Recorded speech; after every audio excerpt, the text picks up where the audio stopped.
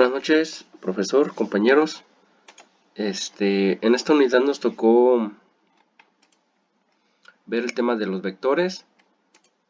Primeramente, pues vamos a definir qué es un vector o magnitud, y nos dice que una magnitud es toda aquella representación de una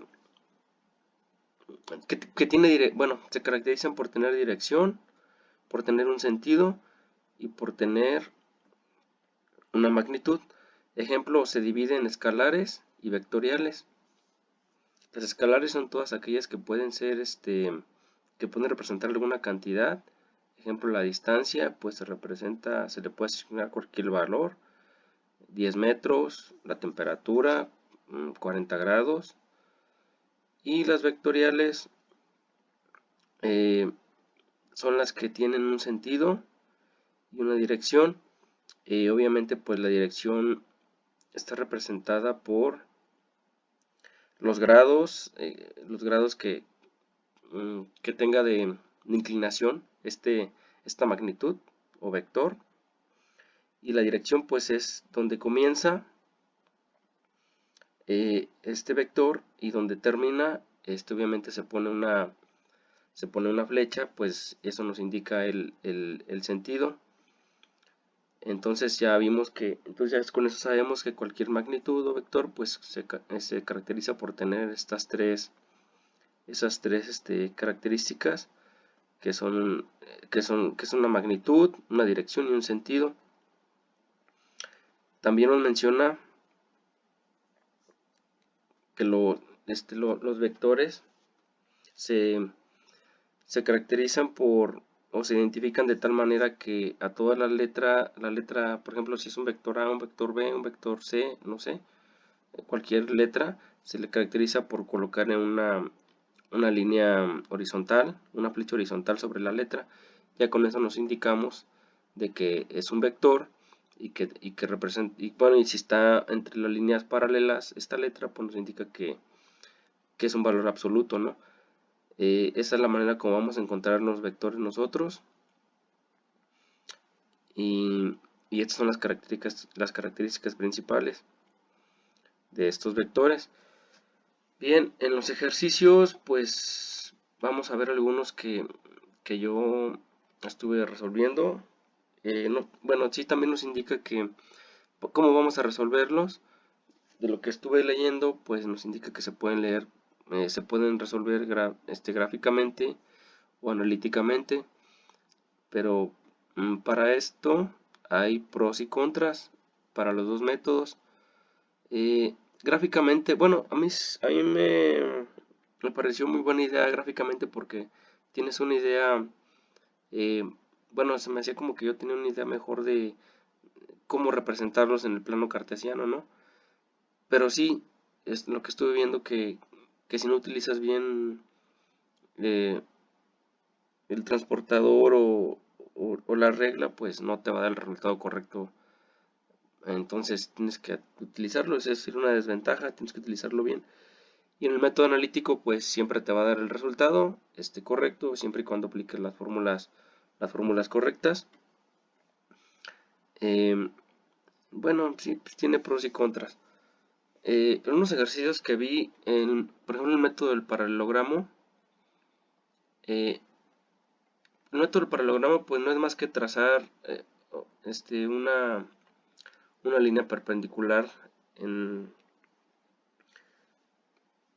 torno al vector, y obviamente la resultante va a ser la línea donde se unen estas líneas perpendiculares, como en este caso.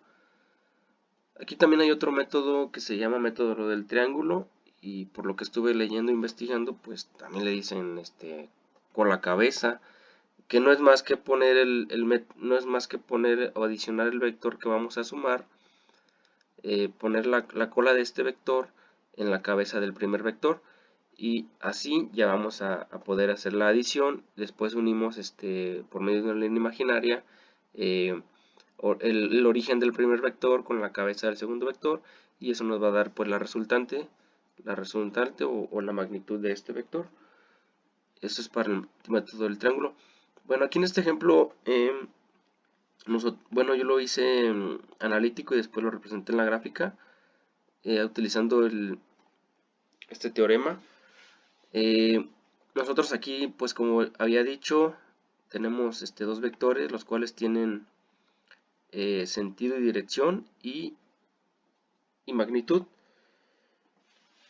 Nosotros vamos a aplicar esta fórmula, este teorema, cuando tengamos un vector que tiene un ángulo diferente a 45 grados, ya que si nos encontramos con un vector que tiene 45 grados, nada más vamos a aplicar hasta esta parte a cuadrada más b cuadrada, ya lo demás ya no aplicaría. Entonces aquí, como tenemos un ángulo de 60 grados en este ejemplo, pues vamos a aplicar simplemente la fórmula, lo que nos indica. Vamos a sustituir los valores, como vemos en esta fórmula.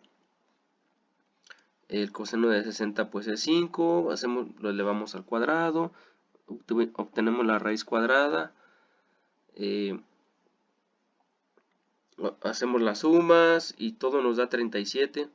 Nos da 37, la cual le sacamos raíz cuadrada, pues nos da 6, un total de 6 este vector. Obviamente pues ya aquí en la manera gráfica le ponemos una línea perpendicular a cada vector y pues ya la resultante aquí está al centro, ¿no? Entonces, aplicando esta fórmula de la manera analítica, tenemos que es 6 el resultado de este vector, y pues aquí lo tenemos nosotros, este vector. Bien, esta misma fórmula también se puede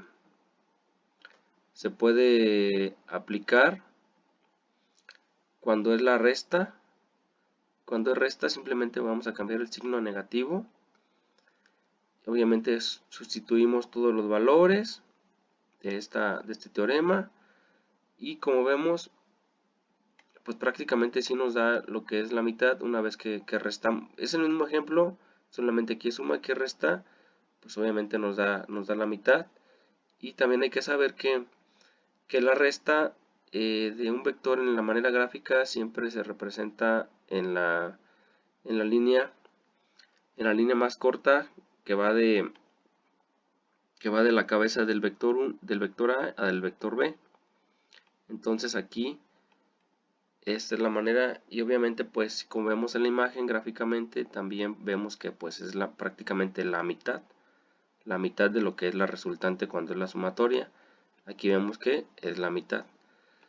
Entonces, si ya poniéndolo gráficamente, vemos que pues sí coincide, analíticamente también.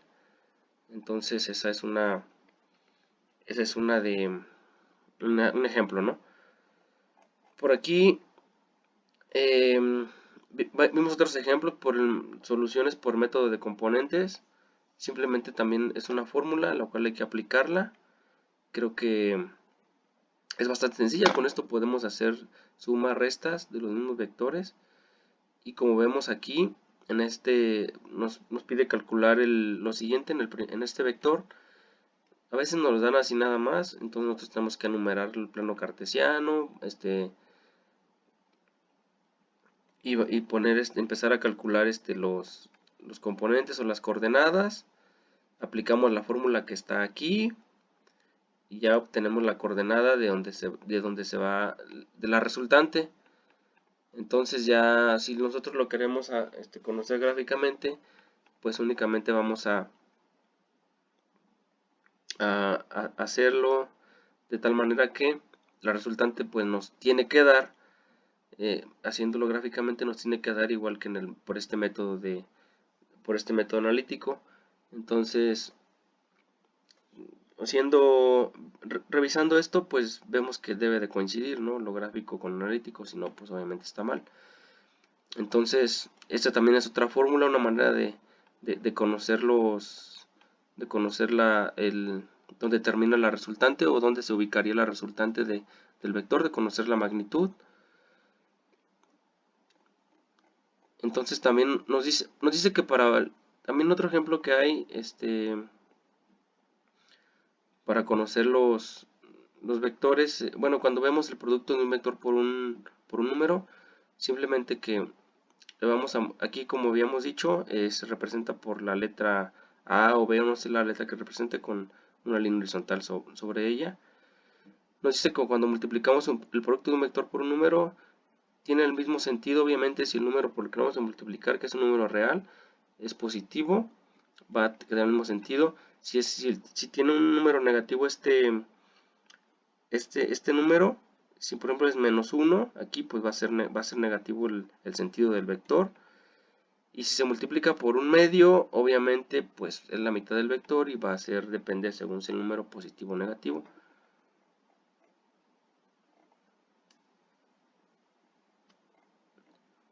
Aquí yo tomé el ejemplo del libro del material didáctico porque me pareció pues bueno para entenderlo. Entonces aquí nos dice que aquí nada más el ejemplo es multiplicar el producto por 2. Simplemente vemos que obtenemos calculamos la magnitud con este teorema. Con el teorema, ¿por qué? Porque tiene un ángulo de 45 grados, no nos olvidamos del seno y del coseno por el ángulo. Entonces simplemente lo calculamos, sustituimos valores, vemos que nos da 5.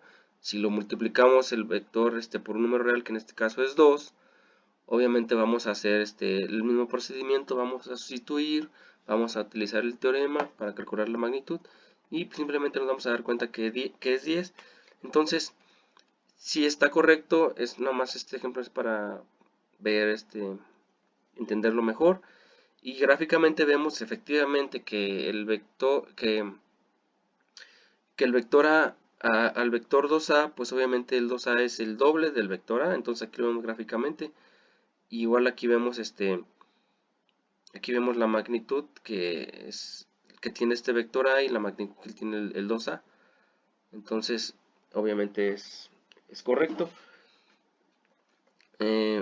Hasta aquí es lo de esta unidad 1. Es un tema pues sí extenso, pero al menos pues vamos a tratar de comprenderlo. Bueno, creo que es todo y muchas gracias.